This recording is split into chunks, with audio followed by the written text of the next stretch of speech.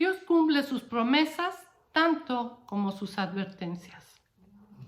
Les recuerdo tener a la mano su Biblia, su libreta, tomar apuntes, registrar los versículos que menciono y corroborar que comparto con ustedes la palabra de Dios, no mi opinión ni la de ningún hombre. En esta ocasión vamos a considerar Josué 23, del 1 al 16. Josué fue escogido por Dios para suceder a Moisés como líder de los israelitas en la conquista de Canaán. Una vez conquistado el territorio de Canaán, Josué lo distribuyó entre las 12 tribus de Israel. Esto sucede alrededor de los años 1230-1210 a.C. Estando en Canaán, la tierra prometida, Josué se dirige al pueblo de Israel, haciéndoles ver que Dios cumple sus promesas invariablemente y lo hace al pie de la letra. Si habían logrado conquistar el territorio de Canaán, era porque Dios se los había prometido. Él estaba con ellos y había intervenido para darles la victoria. Josué 23:14, nueva versión internacional, nos dice: ustedes bien saben, son palabras de Josué, que ninguna de las buenas promesas del Señor su Dios ha dejado de cumplirse al pie de la letra. Todas se han hecho realidad, pues Él no ha faltado a ninguna de ellas. Sin embargo, Josué 23, 15 y 16 nos deja ver la veracidad, la fidelidad de Dios desde otro punto de vista. El Señor cumple al pie de la letra tanto sus promesas como sus advertencias. El texto dice: pero así como el Señor su Dios ha cumplido sus buenas promesas, también descargará sobre ustedes todo tipo de calamidades, hasta que cada uno sea borrado de esta tierra que Él les ha entregado, si no cumplen con el pacto que el Señor su Dios les ha ordenado, sino que siguen a otros dioses, adorándolos e inclinándose ante ellos. Tengan por seguro que la ira del Señor se descargará sobre ustedes y que serán borrados de la buena tierra que el Señor les ha entregado. Estas líneas hablan con claridad de la idolatría, la cual Dios abomina y prohíbe una y otra vez a lo largo de toda la Biblia. Perseverar en ella traerá consecuencias tanto a nivel personal como a nivel nación. Vemos que del mismo modo en que Dios es fiel para cumplir sus promesas, también es fiel para cumplir sus advertencias.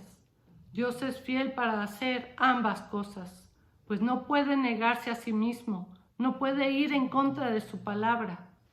Esta enseñanza parece no ser tomada en cuenta con seriedad y afecta gravemente a la Iglesia, al cuerpo de Cristo, ya que también los hijos de Dios son afectados por esta situación. Dios es fiel para llevar a cabo tanto sus promesas como sus advertencias. Jeremías 18, del 7 al 10, nueva versión internacional, dice: en un momento puedo hablar de arrancar, derribar y destruir a una nación o a un reino, pero si la nación de la cual hablé se arrepiente de su maldad, también yo me arrepentiré del castigo que había pensado infligirles. En otro momento puedo hablar de construir y plantar a una nación o a un reino, pero si esa nación hace lo malo ante mis ojos y no me obedece, me arrepentiré del bien que había pensado hacerles. No pensemos que esta enseñanza aplica solo para las naciones. Es una verdad que también alcanza a cada persona en lo individual. Podemos mencionar los casos de Sodoma y Gomorra, que prevalecieron pecando hasta que fueron destruidas, y en sentido opuesto, el caso de Nínive, nación que fue librada de la destrucción y perdonada porque hubo en ellos arrepentimiento. Y hablando de personas, tenemos los ejemplos de los reyes Saúl y Salomón, que fueron temerosos de Dios por un tiempo, pero llegó el momento en sus vidas en el que pusieron su voluntad por encima de la voluntad de Dios y ambos sufrieron las consecuencias. Por otro lado, debemos tomar en cuenta que todas las promesas de Dios son condicionadas, así para bien como para mal, en función de nuestra obediencia o desobediencia a su palabra. Primera de Juan 1:9 nos dice: si confesamos nuestros pecados, Dios, que es fiel y justo, nos los perdonará y nos limpiará de toda maldad. En este versículo, Dios nos promete perdonarnos por nuestros pecados y la condición para ello es que se los confesemos, no que los mantengamos guardados en nuestro corazón. Hemos de confesárselos y esto lo haremos en el nombre de Jesucristo, nuestro sumo sacerdote, Hebreos 4:14, y único intermediario entre Dios Padre y el género humano, Primera de Timoteo 2:5, y así Él nos perdonará. Y en el sentido opuesto, tenemos como ejemplo de desobediencia y sus consecuencias a Jonás, que fue enviado a predicar el evangelio a la ciudad de Nínive, pero desobedeció a Dios al embarcarse rumbo a Tarsis, en una dirección diferente a la que había sido enviado. En consecuencia, Dios envía una tormenta que amenaza con hundir el barco en el que iba.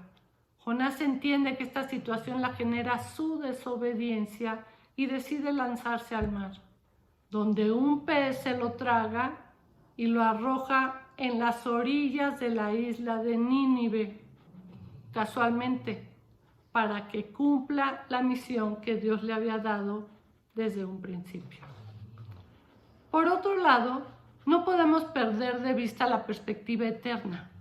Si Dios nos ha prometido vida eterna en el cielo y todo lo que esto implica, un lugar en el que no habrá más lágrimas, en el que no hay hambre, no hay sed, no hay calor, Apocalipsis 7:16. En tanto nosotros seamos obedientes, podemos estar confiados de que así será.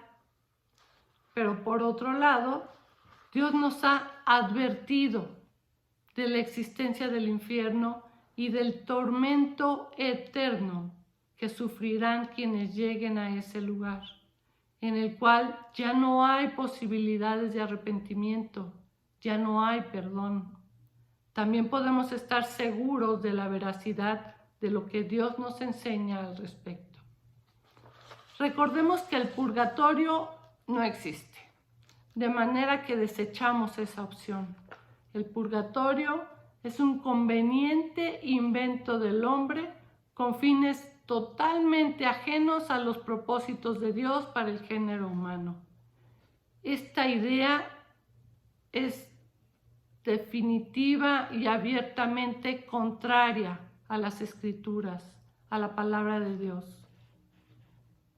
Provoca que las personas no vean la necesidad de arrepentirse, esto es muy grave, y de vivir en santidad. Sorpresa que se van a llevar. Recuerden que el diablo es mentiroso y engaña. Sus estrategias son sutiles. Debemos abocarnos y poner nuestros ojos en la palabra de Dios. El purgatorio no existe. Esa opción está desechada. No se menciona una sola vez en la Escritura. Volviendo a nuestro tema, vemos que Dios no quiere que nadie se pierda. Como está escrito en Ezequiel 18:32, yo no quiero la muerte de nadie, es palabra de Dios. Conviértanse y vivirán, lo afirma el Señor omnipotente. Y una y otra vez nos exhorta a buscarlo, a arrepentirnos, pedir perdón por nuestros pecados y volvernos a Él. Isaías 55:6 nos dice: buscad a Dios mientras puede ser hallado. Llamadle en tanto que está cercano. Segunda de Pedro 3:9, segunda parte. No queriendo que ninguno perezca, sino que todos procedan al arrepentimiento. Esa es la voluntad de Dios. Zacarías 1:3. Volveos a mí, dice Jehová de los ejércitos, y yo me volveré a ustedes. Es cierto, y no podemos dejar de reconocer que es Dios mismo quien nos llama, quien nos sostiene y quien hace la obra en nosotros, quien nos regenera y transforma. Y es por su Espíritu, por el poder del Espíritu Santo, que podemos pretender vivir en santidad. Pero por nuestra parte debemos mantener un corazón humilde, reconociendo en todo momento nuestra necesidad y dependencia total de Dios y estar convencidos de que sin Él nada podemos hacer. Juan 15:5 nos dice, separados de mí, nada podéis hacer. Dios es fiel, su palabra es verdad. Podemos confiar y descansar en el puntual cumplimiento de cada una de sus promesas en tanto cubramos la condición requerida, que irá en función de fortalecer nuestra fe, obedecer su palabra, seguir creciendo espiritualmente, guardarnos del mal, buscar la santidad. En otras palabras, buscar cumplir con las condiciones que Dios nos pide para ver el cumplimiento de sus promesas, en realidad solo nos traerá beneficios. Todo será para nuestro bien. Dios está completo en sí mismo. Dios no nos necesita, pero nos ama. Con amor eterno, nos dice Jeremías 31:3.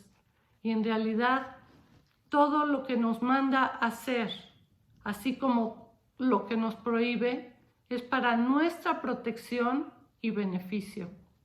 Y así también podemos estar seguros de que aquello que nos advirtió que pasaría si transgredíamos su palabra, nos sobrevendrá, sin excepciones. El punto a considerar no es la fidelidad de Dios, sino nuestra fidelidad hacia Él, en quien todas las promesas son sí y amén. Segunda de Corintios 1:20 nos dice, porque todas las promesas de Dios son en Él sí y en Él amén, por medio de nosotros para la gloria de Dios. Y segunda de Corintios 7:1 nos dice, así que, amados, puesto que tenemos tales promesas, limpiémonos de toda contaminación de carne y de espíritu, perfeccionando la santidad en el temor de Jehová. Los exhorto a vivir en santidad, buscando a Dios cada día de nuestras vidas, hasta que partamos con Él o Él venga por nosotros, en el arrebatamiento que tanto espera la Iglesia de Dios. Bendiciones.